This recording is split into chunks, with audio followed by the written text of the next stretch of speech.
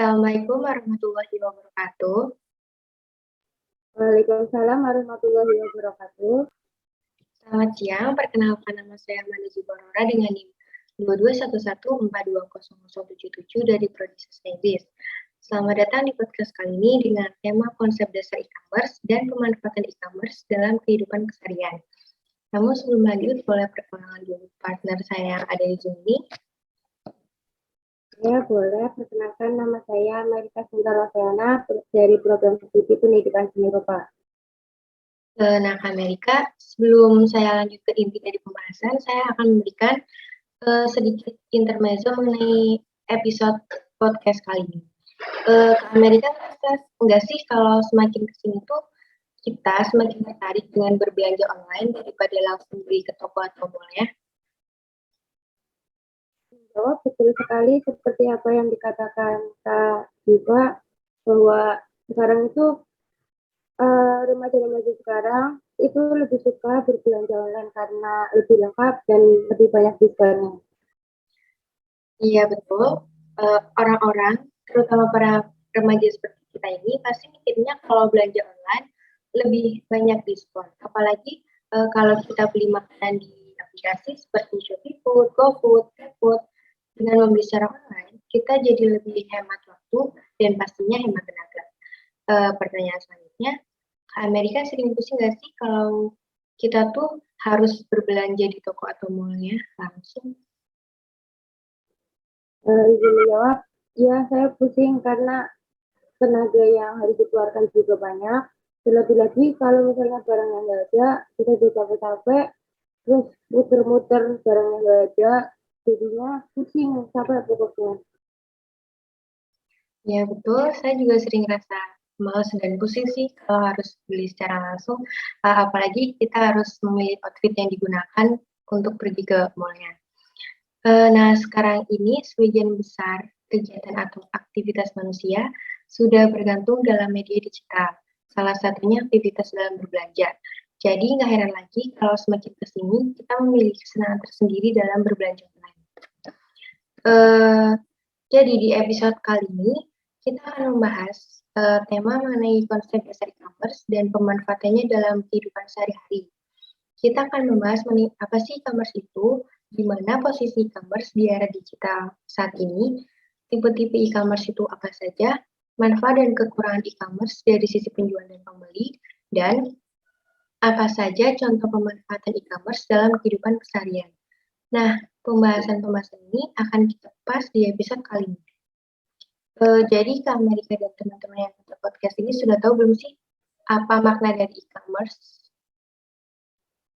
Izin menjawab, saya hanya tahu sedikit ya. Jadi e-commerce itu menurut saya, sepengetahuan saya itu perdagangan elektronik yang melalui penyebarannya tuh melalui sistem elektronik seperti internet, televisi, dan lain-lain.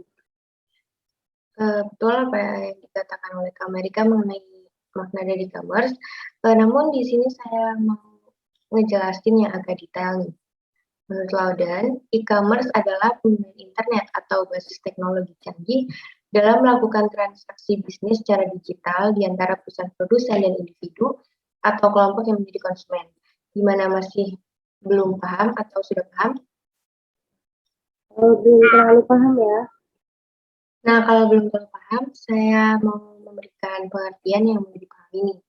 Jadi, e-commerce adalah penggunaan internet untuk melakukan pembelian, penjualan, dan perdagangan data, barang atau jasa yang kita gunakan untuk memenuhi kebutuhan kita sehari-hari. Nah, e-commerce ini dibagi menjadi beberapa tipe utama, yaitu social e-commerce, mobile e-commerce, dan local e-commerce. Contoh dari e-commerce yang sering kita gunakan ini seperti Shopee, Tokopedia, Lazada, Grab, Gojek, dan lain-lain. Sampai sini sudah paham? Sudah paham, Kak? Kemudian kita beralih ke pertanyaan selanjutnya, yaitu seberapa penting sih kedudukan e-commerce di era industri 4.0 dan era society 5.0? Izin menjawab, saya baru tahu sedikit sih. Jadi menurut saya di era digital saat ini mayoritas kegiatan industrinya sudah banyak dialihkan dari industri manual menjadi industri digital. Industri 4.0 ini disebut dengan otomatisasi cerdas. Artinya bahwa saat ini teknologi telah bergerak dan tersistem secara otomatis sehingga mampu memudahkan aktivitas perusahaan, industri, dan masyarakat lainnya. Betul apa yang telah disampaikan oleh Kak Amerika mengenai era industri 4.0. Kemudian akan saya lanjutkan penjelasan di era Society 5.0. Jadi dalam era Society 5.0, e-commerce berperan penting untuk menyediakan berbagai macam produk dan layanan tanpa memandang regional, ya jenis kelamin dan latar belakang lainnya, sehingga dapat disesuaikan dengan kebutuhan individu atau kelompok.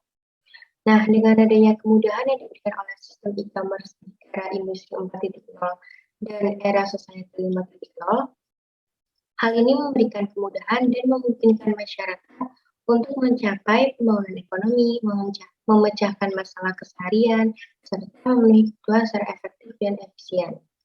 Ke Amerika dan teman-teman yang menonton podcast ini, tahu nggak sih kalau e-commerce itu ternyata juga memberikan dampak negatif bagi kita? Oh, saya kurang tahu ya itu. Kalau belum tahu, simak penjelasanku ya. Jadi, penggunaan e-commerce berbasis digital memiliki risiko lebih tinggi, di mana kita akan cenderung memiliki pola konsumtif dalam berbelanja. E-commerce seringkali ada diskon dan menawarkan harga produk berkualitas dan harga murah, serta bervariasi produk yang bisa kita pilih sesuai kebutuhan, yang justru hal-hal tersebutlah yang menjadi racun bagi diri kita sendiri untuk memunculkan risiko ketergantungan. Sehingga akhirnya kita tergantung untuk terus melakukan pembelian produk-produk di e-commerce. Inilah yang disebut dengan pola konsumtif dalam berbelanja. Selain itu, penggunaan e-commerce juga memiliki risiko lebih tinggi terjadinya penipuan. Sehingga kita harus lebih bijak memanfaatkan e-commerce untuk memenuhi kebutuhan yang ada. Kemudian kita beralih ke contoh pemanfaatan e-commerce dalam kehidupan keseharian. Saya mau tanya nih, menurut Kak Amerika, apa aja sih pemanfaatan e-commerce dalam kehidupan sehari-hari? Izin jawab ya. Kita ambil contoh relate aja ya Kak. Contohnya seperti bulan Ramadan kemarin, dari kita pasti sering bingung mau memilih buka puasa apa, apalagi seperti kita kayak anak kos terkadang malas untuk memasak. Nah, kita kepikiran nih buat beli makan melalui fast food karena kita ngerasa kayak lebih banyak pilihan. Akhirnya kita memutuskan untuk membeli makanan buka puasa GoFood tanpa mendatangi langsung tokonya. Kita bisa pembayarannya itu bisa melalui transfer bank, m-banking atau bisa secara langsung. Nah, kita tinggal klik order, itu kan di situ kayak ada pilihan pembayarannya gitu. Seperti itu, Kak. Itu ya contoh dari pemanfaatannya. Saya setuju sih dengan pendapat Kak Amerika. Saya juga sejak berada di kos lebih suka pesan makan lewat aplikasi seperti Shopee Food. Soal aku mau kasih pesan singkat buat kalian supaya lebih bijak memanfaatkan e-commerce dan jangan sampai terjebak menjadi pola hidup konsumtif. Sekian podcast kali ini. Wassalamualaikum warahmatullahi wabarakatuh. Waalaikumsalam warahmatullahi wabarakatuh.